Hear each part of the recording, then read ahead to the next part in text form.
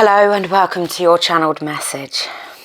It's really apt that this channeled message is being brought to you today because this is almost a message for me in my life right now, and actually has been a message for my life for the last 9 years. It's been one of the biggest lessons and the biggest things I've had to learn in my journey. And I'm going to tell you, it doesn't always feel like it's easy. I want to cleanse the energy right now, so I'm about to bring your channeled message from Spirit.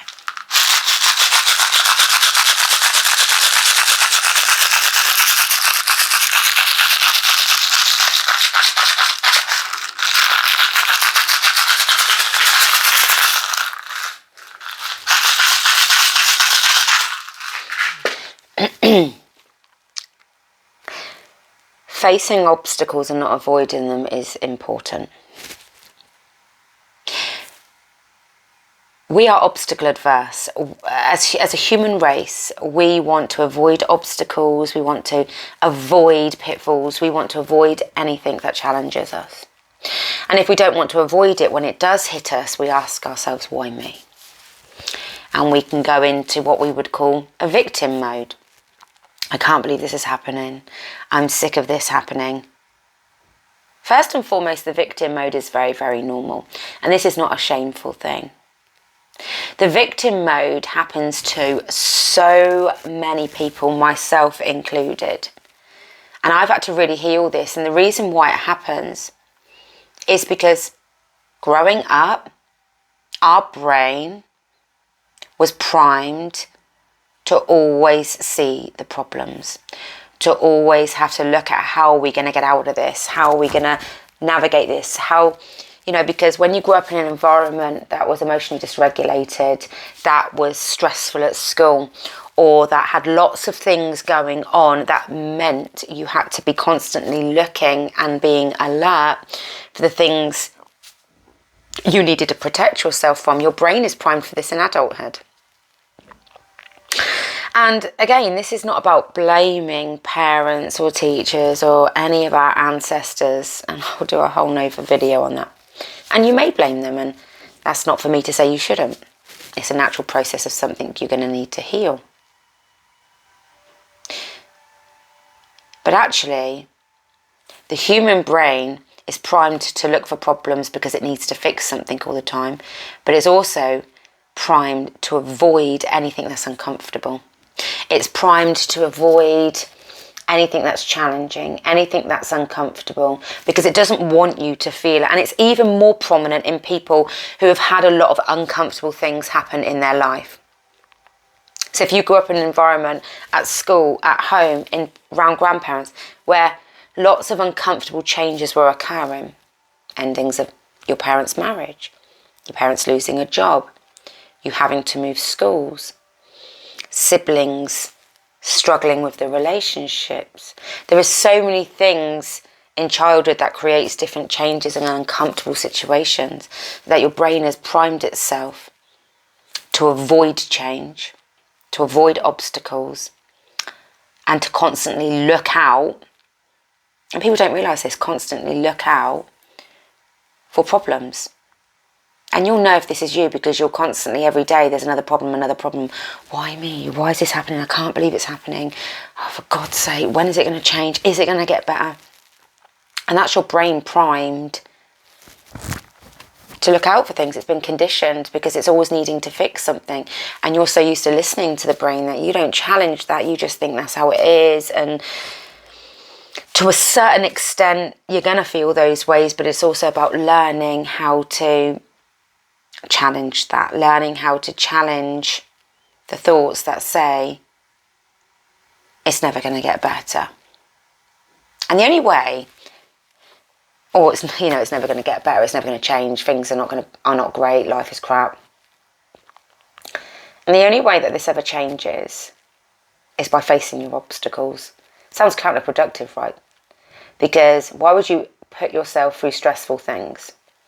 Well, for one, when you haven't allowed yourself to navigate stressful things in adulthood and you've just tried to avoid them, you've taught your mind and body that it can't. handle stress. So what happens is you have a real low stress tolerance. Like the minute it goes wrong, sod this, I don't want to do it. The minute something doesn't work out quite right, you're sacking it off and you're just giving up. Because it's out of your comfort zone, because it's challenging you. And if previous challenges have led anything to you, is that it's uncomfortable and painful.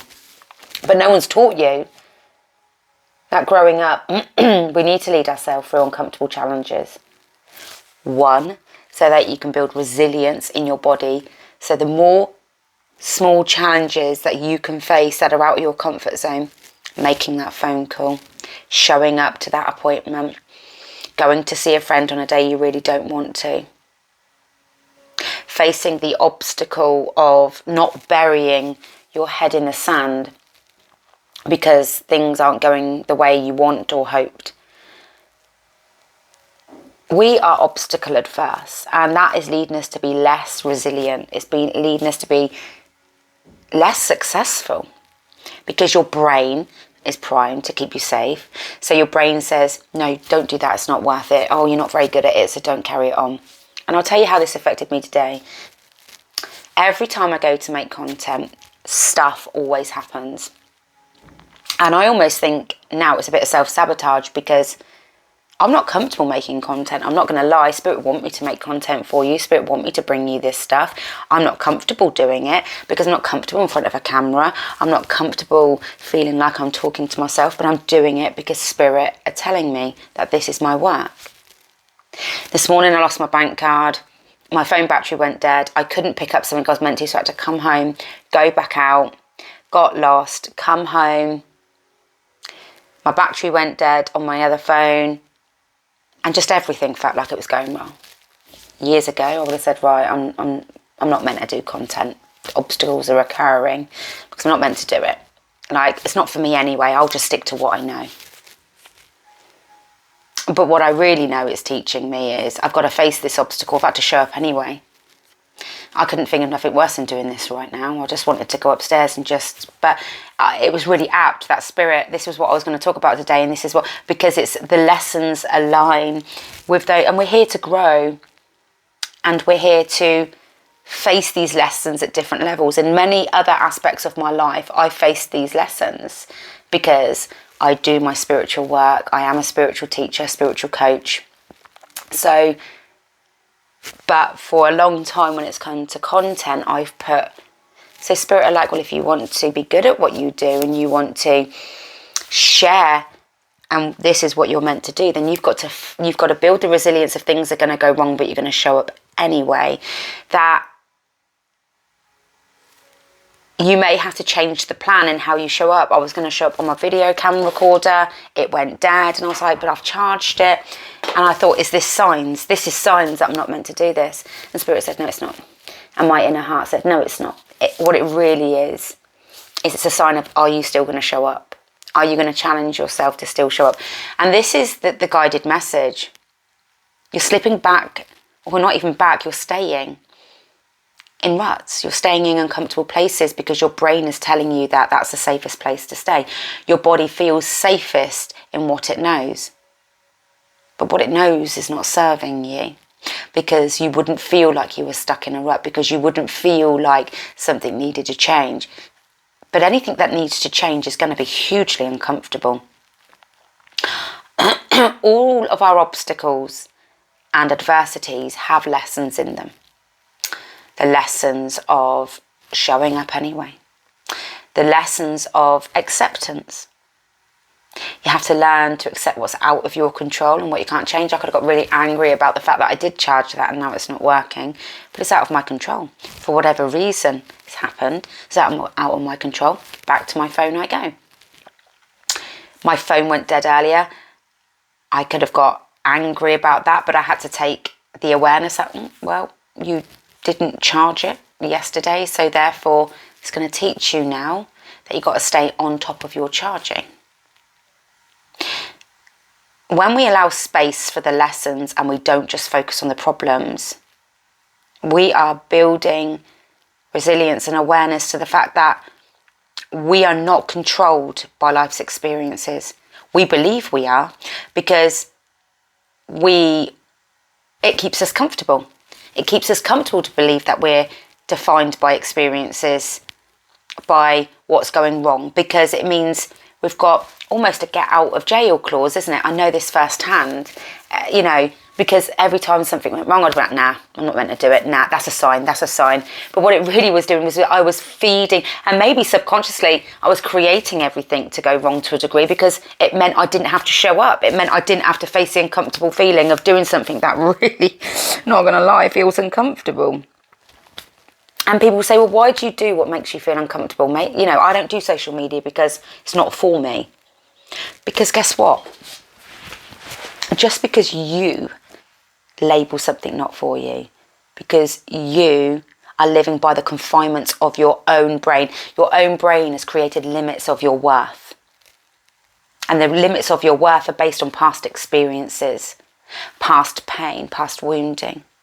But if you've been through a lot in your life, you haven't had anyone help you to develop your self-worth, help you to develop resilience, help you to develop the ability to face fear and do it anyway, the ability to overcome obstacles, accept things for what they are, let go of things that you can't change. So if you've had nobody teach you that, why do you think that really is your ceiling limit of what you can achieve? And when I say achieve, I don't mean career, I mean anything in your life. We are in a life where we are a slave to everything external to us. We've never been taught that we have any power because of generational trauma. Generation after generation has taught the next generation through the wounding and pain and through their behaviours that you do what you need to do to get through life. You show up to life. You live by the experiences that happen to you and you can become defined by them. But this generation, our generation, is realising that's not true. We are realising the huge impact your brain plays. We're realising the huge impact that your belief systems play because they keep you here. When actually, when you start to really understand that who you are isn't really who you are. Who you are is based on who you've been taught to be, how society has ingrained you to be, conditioning from past lineage. And the fact that you'll say, well, and I hear this a lot with my clients or the people that I'm working with on TikTok or YouTube or Facebook, well, it's just who I am. But actually it really isn't. And the way you know it isn't just who you are is because you've never explored who you are. You've never actually gave time to learn some self-awareness or gave time to learn what it is you've developed from the things that you've experienced. What coping mechanisms do you have? So when people say, oh, it's just who I am, I can't be bothered with learning something new, I can't be. Well, okay, if that's how you want to define yourself, but you need to learn that actually that's you defining yourself. That's you justifying that. Because everyone, and I know this, and I say this firsthand, because I do know this firsthand. I've changed my life from addictions, from emotional dysregulation, from, mental health disorders, bipolar, the list goes on of what I've overcome. So I know, and spirit know, that I have, with almost authority, the ability to say, if I can do this, somebody who had the most victim mindset, the most detrimental behaviours, OCD, CPTSD, bipolar, attachment disorder, if I had addictions, all of these things on high medication, and now I'm not fibromyalgia, now I'm living a life with awareness to how those things impact me, but not defined by them. I'm not somebody that has poor mental health anymore because I understand mental health. I understand, and I've trained in so much to be able to understand this. Hence why I work with people to understand trauma behaviours, to understand coping mechanisms, belief systems, energy in your body, your nervous system. You're not defined by the thoughts that hold you captive. This channeled message is about teaching you that the obstacles in your life have something to teach you if you want to show up to them. We have two paths. We can either be, and because as a child we have been a victim of things and we have never been taught how to be a survivor, our mindset is primed for victimhood. And this is not to shame anybody, this is to be very honest, because how can you be a survivor when you've been a victim? You first have to recognise you've been a victim, you were victimised, and now you have to learn what surviving it means to you. That doesn't just mean, people believe being a survivor and not being a victim means, nope, I'm not letting my past define me, I'm getting over it, I'm not a victim, I'm standing up for myself, I'm letting no one in. No, that's just the opposite of victimhood. You're just going to hyper-independence. That's not healing that either. That's going into hyper-independence, which is leading you to push people away just because you're scared to ever feel like a victim. But the truth is, at different points in our life we do feel like a victim and we are a victim, and at other points in our life we can be independent and carry independence. You have to have that balance, but you'll never allow yourself to feel victimised by anything or feel a victim of some things if you never first acknowledge that at some point in your life, in your childhood, you were a victim. Otherwise you'll go completely the opposite and try to be so hyper independent. Everyone at some point in their life is a victim of something, and that's not a dirty word, and it's almost like society has really dirtied up this word victim. Like, no, this means people are victims. It's not, victimhood isn't a dirty word. You've been a victim. So, you know, and sometimes we are the victim of external situations, and the way to take your power back is to go, how am I going to show up to this? How am I going to take my power back? How am I going to heal? How am I going to grow? Because as a victim, we have been taught to look at everything that's going wrong because we were too young to have any power to do anything about it. We were too young. We were never able to stand up to teachers, parents, other people who have done certain things, siblings. So of course we had no voice. So how on earth would you have a voice in adulthood? That's healthy. You may have a voice that screams the loudest because you have had your voice suppressed for so long, but that's still not healthy. That was me. So it's about learning the healthy use of your voice. Sometimes you don't need to use your voice, and sometimes we can let things go. Sometimes our voice is important. And this is how we navigate obstacles in our life. This is how we navigate healing and showing up to the things that are affecting us. Because we get to heal, first and foremost, means that you have been a victim at some point. Then it means, how do you become a survivor? What do you need to learn for yourself, whether it's boundaries, whether it's healthy communication, whether it's learning to connect and bond with people, and connect and bond with yourself. Because all of what I've just mentioned is exactly why people struggle to face obstacles, because they want to stay comfortable, because at some point it was too uncomfortable with everything going on, so they want to stay comfortable. But you will never find growth in comfortability, because comfortability is really stagnance. You have to understand what the obstacles are showing up for. You have to understand how you're viewing the obstacles, and then you have to understand you've got to face your fears and do it anyway. And this is what starts building resilience. This is what starts building internal strength. This is what leads you to feel empowered, because when you show up to something that you didn't think you can do, and you've at least attempted it, you've at least faced it differently, or you've overcome it, you are building up an internal empowerment of, oh my God, I'm no longer a victim to external situations or people. I am somebody that was a victim before because I didn't know how my personal power worked, but now I'm a survivor and an empowerer to self. Every time I channel these messages, I feel like it just goes, because I talk about this stuff daily, all of the time, with different clients and things, I always hope it makes sense to you guys. It always feels like gobbledygook. It feels like, am I talking in riddles? And this is probably in part why I struggle to show up to videos, because over the years I am healing my voice and healing that my voice matters, and that I do have something to bring to people that can help them. And I can do it on live all day long because I've got feedback coming in, and it's almost like I can bounce off that. There's something about this that is leading me to have to lean into vulnerability more. Comment underneath if this video has impacted you anyway, if you have any questions from it. If you do wish to work with me or see what I do, then go onto my website, which is www.thespiritualhub.uk. Take care.